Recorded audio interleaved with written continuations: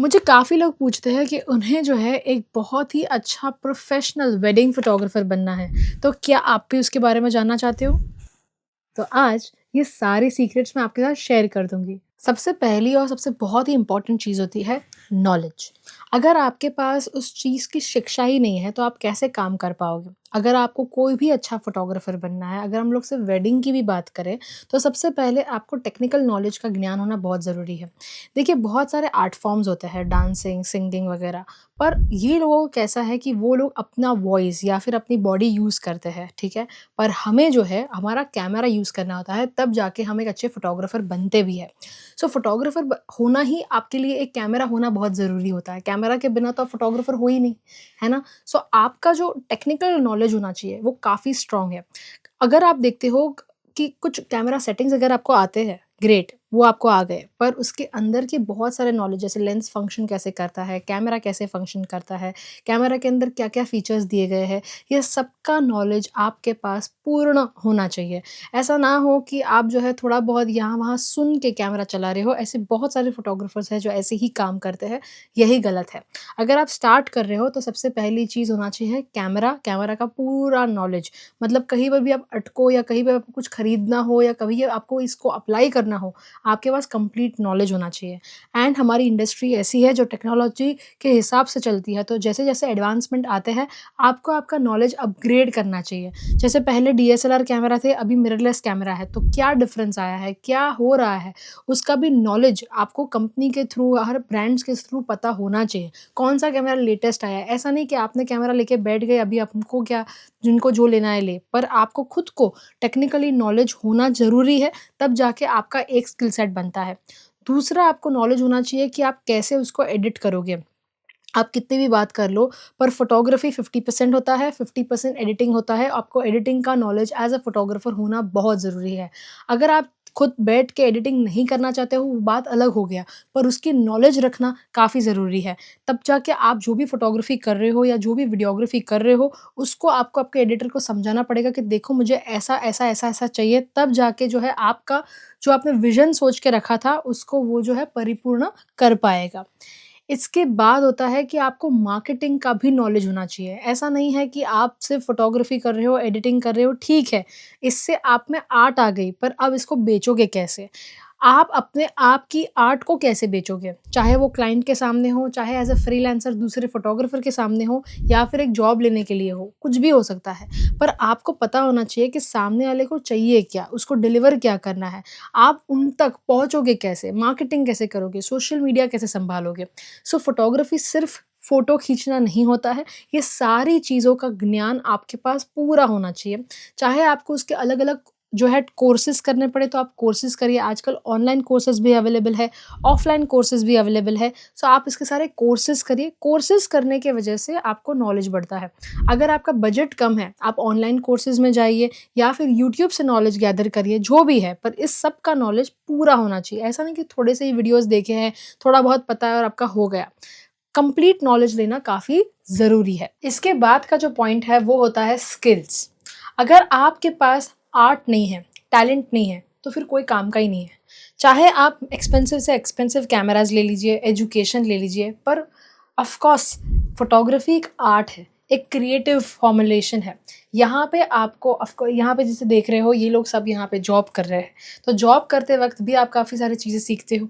फिर जो है आप जब आउटडोर शूट करने जाते हो, वहाँ से सारी चीज़ें सीखते हो और ये सीखने के बाद एप्लीकेशन बहुत ज़रूरी होता है। ऐसा नहीं कि आप सीखते रह गए पर आपने कहीं पे कुछ अप्लाई ही नहीं किया।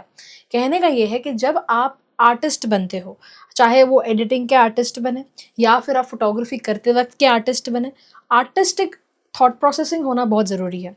इसका मतलब क्या है? आप कैसे लाइटिंग को सेटअप करते हो? आप कैसे कंपोज़िशन को डेवलप करते हो? आप कैसे जो है हर एक फ्रेम को पहले से प्री विजुअलाइज़ करते हो और उसी टाइप की फ़ोटोग्राफ़ी वेडिंग में जाके शूट करते हो? आप कैसे जब डेटा आता है उसको स्कैन करके उसके ऊपर जो है फ़ॉन्ट्स लगाते हो, कलर करेक्शन करते हो और जो फ़ोटोग्राफ़ी एकदम ही नॉर्मल होती है आफ्टर एडिटिंग वो पूरी ही डिफ़रेंट हो जाती है। तो ये सारा जो आर्टिस्टिक विजुअलाइज़ेशन है, फिर उसके ऊपर मेहनत करना, वैसे सारे टूल्स ढूँढना या या फिर उस टाइप की फ़ोटोग्राफ़ी करने की वजह से आपका जो है आर्ट डेवलप होता है। आर्टिस्टिक माइंडसेट अगर कोई फ़ोटोग्राफ़र का नहीं है, तो फिर वो सिर्फ़ बिज़नेस कर पाएगा और दूसरे फ़ोटोग्राफ़र को हायर कर पाएगा और शायद वो इतना सक्सेस ना भी जाए। पर अगर आप खुद एक आर्टिस्ट हो, तो आप आपके आर्ट को वहाँ पे दर्शा भी सकते हो। इंस्टाग्राम की वजह से आज लोग एक-दूसरे की कॉपी कर लेते हैं। वो आर्टिस्ट अच्छा है, ये आर्टिस्ट अच्छा है, उसी टाइप के फ़ोटोज़ मैं भी कैप्चर कर लूँ। ठीक है, इसमें आपका कोई यूनिकनेस नहीं रहेगा। कहने का ये है, ऐसा कुछ फ़ोटोग्राफ़ी करो जो दूसरे से इंस्पायर्ड नहीं है, आपकी खुद की कोई इंस्पिरेशन है। कहीं आपने बुक्स में से देखा या कहीं आपने मूवीज़ में से देखा, कहीं से आपने वो इंस्पिरेशन लिया एंड वहाँ से आप जो है अपनी फ़ोटोग्राफ़ी में उसको अप्लाई करते हो। काफ़ी बार हम लोग फैशन फ़ोटोग्राफ़र का आर्ट देखते हैं, पर हम वो अप्लाई करते हैं वेडिंग फ़ोटोग्राफ़ी में। ऐसा कर सकते हो। जब आप दूसरों के आर्ट फ़ॉर्म्स देखते हो और अपनी खुद की आर्ट डेवलप करके उसको एडिटिंग के टेबल पे लेके आते हो, तब जाके आपका एक आर्टिस्टिक माइंड डेवलप होता है, आपका एक स्टाइल डेवलप होता है। एक जो है एक कहते हैं ना, उस फ़ोटोग्राफ़र का काम देख के कोई बोल देगा, जैसे संजय लीला भंसाली की कोई भी फ़िल्म आएगी, हम तुरंत पकड़ के बोल देंगे कि यार इसने ही बनाई होगी, क्योंकि उनका एक स्टाइल है काम करने का। अगर आपका भी एक स्टाइल बन गया, तो फिर आप उस स्टाइल के पैसे ले पाओगे। फिर लोग भले आपकी कॉपी करें, वो बात अलग हो गया। आप अपने हिसाब से अपने ही एक ओरिजिनल इंसान, एक ओजी ओरिजिनल बन जाओगे। ये होता है आर्ट। अभी जो है मेरा एक इंस्टाग्राम पोस्ट सेट हो चुका है एंड देखते हैं कि इसको कितने लाइक्स आ रहे हैं। क्या आप ये सारी चीज़ें कंसिडर करते हो? लाइक्स आना, फॉलोअर्स बढ़ना, एंगेजिंग पोस्ट क्रिएट करना, ऐसे फ़ोटोज़ को अपलोड करना जिससे आपकी ऑडियंस आपके साथ कनेक्टेड रहे, आपकी स्टाइल समझ सके। इंस्टाग्राम और फेसबुक पे एडवर्टाइज़मेंट पे पैसे डालना, ये सारी चीज़ें एज़ अ वेडिंग प्रोफ़ेशनल आपको करनी ही पड़ेगी। चाहे आपको सोशल मीडिया बहुत पसंद है या नहीं है, चाहे आपको रील्स का कल्चर अच्छा लगता है, नहीं लगता है, उससे इसका कोई कनेक्शन नहीं है। अगर आपको बिज़नेस चाहिए, आपको सोशल मीडिया पे आना ही पड़ेगा। आज आप अगर मेरी खुद की पर्सनल लेवल पे बात करें, मेरा पर्सनल अकाउंट देखिए, मैं कुछ भी नहीं डालती हूँ। सच बताऊँ, मुझे खुद को इतना सोशल मीडिया एक्टिव इंसान हूँ नहीं मैं, बट बिज़नेस के लिए करना पड़ता है। बिज़नेस के लिए आपको सोशल मीडिया पे आना ही पड़ेगा, बोलना पड़ेगा, कनेक्ट करना पड़ेगा। अगर आप चाहते हो कि आप सिर्फ़ फ़ोटोज़ डालो, हर कोई आज वेडिंग फ़ोटोग्राफ़र फ़ोटोज़ डाल रहा है, तो आप क्या नया डाल रहे हो? ऐसे सारे पोस्ट क्रिएट करना जिसकी वजह से इंस्टाग्राम पे कुछ नया दिखे, सारे ब्राइड्स को आपको कुछ नया लगे। अगर आपके पास कुछ नया नहीं है डालने के लिए, तो ऐसी सारी फ़ोटोग्राफ़ी आपको करनी पड़ेगी। आप जो भी आपके मेकअप आर्टिस्ट है, जो भी ड्रेस डिज़ाइनर्स है, लोकेशन है, उन सबको आपको टैग करना चाहिए, जिसकी वजह से वो भी अपने अकाउंट में आपके फ़ोटोज़ को शेयर करें। शेयर करने की वजह से आपका एक नेटवर्क क्रिएट होगा। इससे आपका जो है, आपको अच्छे से अच्छा फ़ोन यूज़ करके ये सारी चीज़ें करनी ही पड़ेगी। कंटेंट क्रिएट करना, टू बी ऑनेस्ट, अगर 12 महीने हैं तो 6 महीना मैं सिर्फ़ कंटेंट ही क्रिएट करती रहती हूँ। कंटेंट क्रिएट करने की वजह से आप दिखते हो लोगों को और जितना दिखोगे उतना बिक पाओगे। अगर ऐसा हो जाता है, लोगों के पास टैलेंट बहुत रहता है, पर टैलेंट एक जगह रहता है, पर अगर बेचने का टैलेंट नहीं रहता है तो कैसे चलेगा? हर कोई में हर चीज़ की आर्ट नहीं होती है, ऐसा लोग कहते हैं। पर अगर आपको एक अच्छा बिज़नेसमैन बनना है, अच्छा प्रोफ़ेशनल बनना है, आपको हर प्रकार की आर्ट आपके अंदर क्रिएट करनी पड़ेगी और मार्केटिंग एक स्किल है। लोग काफ़ी बार इसको नेगेटिवली भी देखते हैं, अरे! हमें क्यों अपना प्रचार करना है, क्या ज़रूरत है, काम आ जाएगा, पर कभी आप ग्रो नहीं कर पाओगे। फिर ऐसा ना है कि कि देखो ये फ़ोटोग्राफ़र कितना आगे आ गया, क्योंकि उसका इवेंट प्लानर्स के साथ अच्छा था, उसका वेन्यू वाले के साथ अच्छा था, offline marketing and online marketing दोनों उतना स्ट्रॉन्ग था, उसकी वजह से आज वो आगे आ पाया है। तो सिर्फ़ फ़ोटोग्राफ़ी करने की वजह से नहीं। मैंने काफ़ी लोगों को ये भी देखते हुए बोला है कि अरे देखो, ये फ़ोटोग्राफ़र ना इतना आर्ट नहीं है, पर पता नहीं कैसे इसकी बड़ी-बड़ी शादी का काम आ रहा है, बड़ा-बड़ा पैसा छाप रहा है, पता नहीं क्या कर रहा है। ये आप उसको बहुत नेगेटिवली देख रहे हो। एक रहता है, मैंने यही कहा, आर्ट डेवलप करना, आर्टिस्ट आर्टिस्ट हो जाता है, और अगर आप उसको बेचते हो, अच्छे से मार्केटिंग करते हो, तो आपका जो है वो आर्ट डेवलप होने के लिए देखो, आज चाहिए आप बहुत अच्छा कैमरा ले लो, अच्छी फ़ोटोग्राफ़ी कर लो, पर अगर सामने आपके वहाँ पे बहुत बड़ा, सपोज़ एक बहुत बड़ी वेडिंग है, अच्छे से अच्छे कपड़े पहने हैं, तब जाके आपकी आर्टिस्ट्री और भी बाहर आएगी। वो कब होगा? जब आपके पास इतनी बड़ी शादी का काम होगा। तो ये सारी चीज़ों का भी आपको ध्यान रखना है, दोनों पहलू को सँभाल के आगे बढ़ना है। इसके बाद सबसे इम्पोर्टेंट पॉइंट होता है पैसा। पैसा एक बहुत ही इम्पोर्टेंट चीज़ है। प्रॉब्लम ये है कि जितने भी वेडिंग फ़ोटोग्राफ़र्स हैं, कितना पैसा आ रहा है, कितना पैसा जा रहा है, इसका कोई हिसाब-किताब होता नहीं है।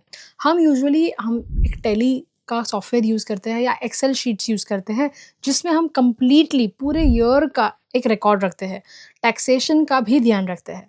फॉर एग्ज़ाम्पल आपके पास आज 10 वेडिंग आ गई शूट करने के लिए, 10 वेडिंग में कितना प्रॉफ़िट हुआ? अच्छा, जो सा एम्प्लॉइज़ हैं, तो पूरे साल जितने भी एम्प्लॉइज़ काम कर रहे हैं, उनकी सैलरी उसमें से निकालिए।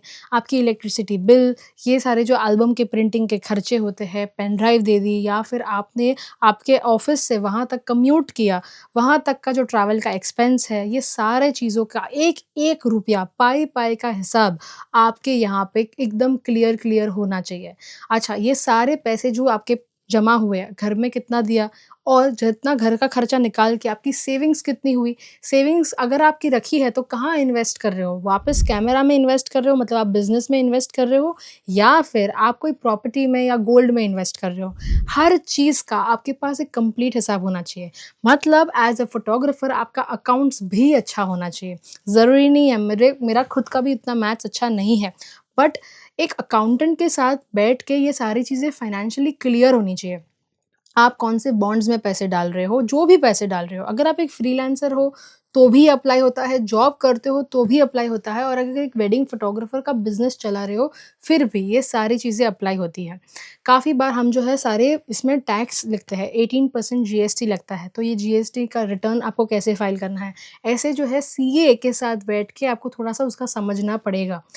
हवा में चीज़ों को नहीं रखना है। मैंने कितने सारे फोटोग्राफ़र को देखा है, कंपनी 2-3 साल में बंद हो जाती है, प्रॉफ़िट्स दिखते नहीं हैं, समझ में नहीं आता है कैसे आगे बढ़े। कभी-कभार ये होता है अरे कैमरा लिया पर कभी भी उस कैमरा को वसूल करना भी नहीं आता है। मतलब 5 लाख का कैमरा लिया पर अभी तक उसको जो है इससे अच्छा 2 लाख रुपया भी उसमें से निकाला नहीं है। सारे पैसे जो कमा रहे हैं सारा कैमरा में इन्वेस्ट कर देते हैं, पर कैमरा से पैसे और कैसे कमाने हैं, उसके लिए ऑफ़ कोर्स मार्केटिंग है, पर उसका हिसाब तो होना चाहिए कहाँ पैसा जा रहा है, क्यों आ रहा है? ईच एंड एवरी अगर आप पानी का बॉटल भी ले रहे हो, ऑफ़िस में आ रहा है, उसका भी हिसाब आ रहा है कि भाई इतना एक्सपेंस हमारे ऑफ़िस में इस चीज़ का हुआ था। जब आपके हिसाब-किताब क्लियर होते हैं, एक एक रिकॉर्ड होता है, हर साल आप कितनी बढ़ोतरी कर रहे हो। आप बड़ी-बड़ी कंपनी में देखिए, वो हर साल का चार्ट बनाते हैं कि इतना पैसा बढ़ा, इतना पैसा बढ़ा। तो ये सारे आपके पास भी चीज़ों का हिसाब-किताब होना बहुत ज़रूरी है। इसी चीज़ से आप आगे बढ़ पाओगे। ऑफ़ कोर्स इसके बाद का सबसे मेन इम्पोर्टेंट क्वेश्चन होता है कौन-सा कैमरा खरीदना चाहिए? आपके पास बहुत सारे ऑप्शंस आज मार्केट में अवेलेबल है। सबसे पहली चीज़ जो भी आपका बजट बनता है 1 लाख से लेके 5 लाख तक आप एवरेज पकड़ के चलिए। इसके ऊपर मैंने कंप्लीट डिटेल वीडियो बनाया है। निकॉन का लेना चाहिए, कैनन का लेना चाहिए, सोनी का लेना चाहिए, कौन-सा कैमरा लेना चाहिए, फ़ोटोग्राफ़ी, वीडियोग्राफ़ी दोनों करना चाहते हो या सिर्फ़ फ़ोटोग्राफ़ी करना चाहते हो, आपके बजट के हिसाब से एक वीडियो बनाया है, इसको प्लीज़ चेकआउट कर लीजिएगा। मेन ये है आप प्लीज़ समझिए मैंने काफ़ी सारी जगहों पे ये चीज़ देखी है, स्मॉल टाउन्स में ज़्यादा देखा है कि भाई ठीक है, सबसे महँगा कैमरा कौन-सा है? खरीद लो। अच्छा इसके ईएमआई के पैसे कैसे भरने हैं उसका भी पता नहीं है, पर महँगा कैमरा है, अच्छा कैमरा है, खरीद लो। ऐसे नहीं होता। जो आपको कैमरा बेच रहे हैं, वो भी बिज़नेस कर रहे हैं। सो आपको ये चीज़ समझनी है कि आप जितना भी आज एक फ्रीलांसिंग में लेते हो, फॉर एग्ज़ाम्पल आप एक दिन का ₹5000 चार्ज करते हो एज़ अ फ्रीलांसर। 1 साल में 100 काम कर लेते हो, 5 लाख रुपया प्रॉफ़िट कमा रहे हो, 3 साल में 15 लाख रुपया कमाओगे। अभी ये जो 15 लाख रुपए है, उसका 10% आपको इन्वेस्टमेंट करना है मतलब 1.5 लाख रुपए।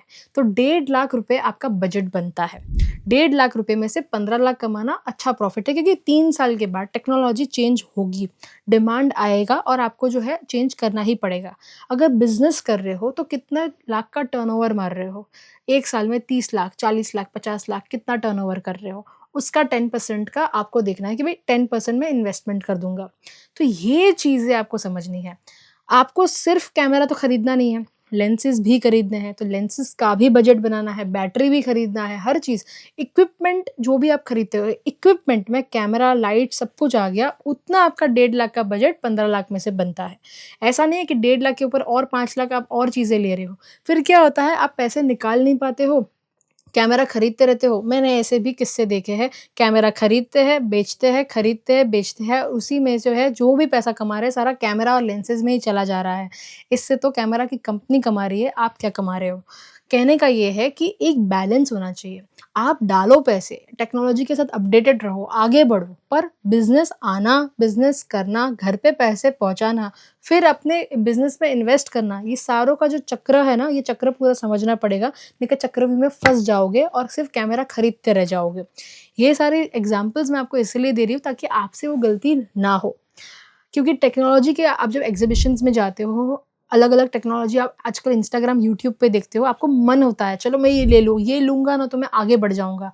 आपकी आर्ट से, आपके बिज़नेस की स्किल से आप आगे बढ़ते हो। दूसरा होता है of course gears and technology, पर क्या उतना टेक्नोलॉजिकल एक्सपेंस आपको करने से 100% आपका क्या उस हिसाब से बिज़नेस बढ़ने वाला है, तो ही ₹1 जेब से निकालो, नहीं तो नहीं। कंट्रोल करो, अपने आप को उतना लायक बनाओ कि आप उस टेक्नोलॉजी को खरीद सको, फिर आप ऐसी टेक्नोलॉजी में इन्वेस्ट करिए। सो आई होप आज आपको ये वीडियो पसंद आया होगा। अगर आया है, like share and subscribe to our channel. And हमारा एक फोटोग्राफी का कोर्स है जहाँ पे हम आपको फोटोग्राफी सिखाते भी है। ऑनलाइन फोटोग्राफी कोर्स है, उसे भी आप ज्वाइन कर सकते हो। ये एक पेड कोर्स है, तो इसकी जो रजिस्ट्रेशन लिंक और कॉन्टैक्ट डिटेल्स है वो मैंने डिस्क्रिप्शन में डाला हुआ है। Thank you so much everyone, see you soon.